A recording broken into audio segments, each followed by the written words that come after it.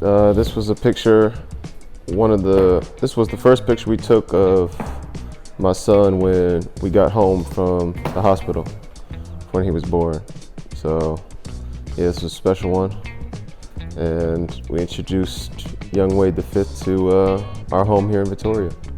It had my attention drawn to more things at home. I think that building the foundation, a base there with the relationship that I have with my girlfriend and trying to raise a son was put first on the agenda, and that was a little bit of change from just dealing with myself, basketball, and everything else. So the biggest change has been that adjustment. A father that's there and goes to all the games that he has.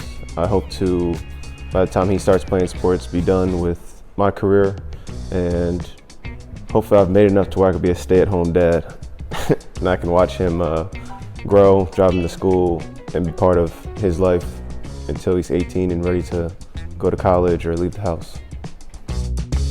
It was a good night.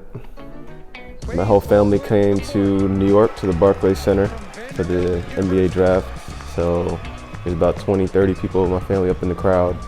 There was a after party afterwards, and it was a great honor for Adam Silver to call my name out at the 17th pick of the draft and make a dream come true of playing in the NBA. I was just at the family section that I had up there, so gave them a point, and everybody thought I was going to trip on the stairs up to the draft, so I gave them a point that I didn't.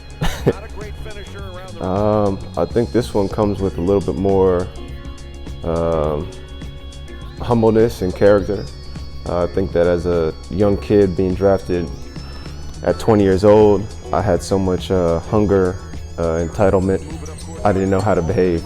I think that I was just so ready to show the world that I was the best ever, and got humbled very quickly playing against the best players in the world.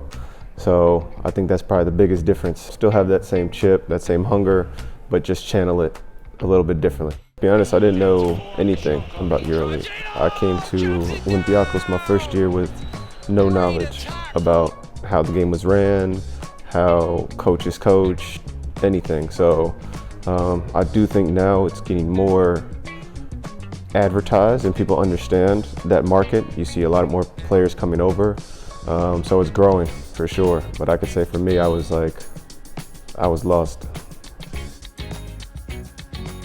Now this was an off day in Athens, my first year out here, and my girlfriend she loves going to all the little art shows or art museums and things like that. So we both put on our best outfit that day and just explored one of the art museums that was in Athens. Very much a challenge of her. So when things go right, everything's happy, positive, but your character is defined when things are hard. And I think this picture, represented that message, and I feel like I had to post that. When I'm not in the season, I definitely golf every day, work out basketball still every day, and video games. I'm still a 25-year-old kid that likes to play video games, but now I have a son, so my time is limited on there. I only get an hour, 2 hours a day.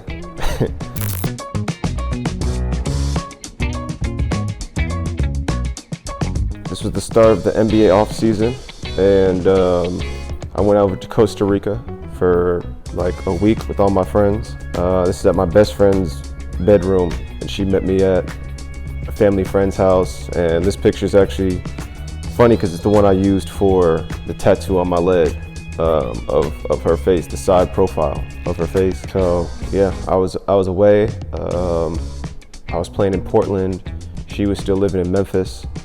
I went to Costa Rica for a week, and it's the first time I'd seen her in maybe 8 months. So that's what that was.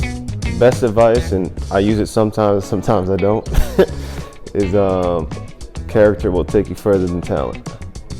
That's been the one that sticks in my head when times are rough, when I go through my things, that your character and how you approach situations, tough situations, will take you further than what your talent talent that you have. So that's probably the biggest one for me.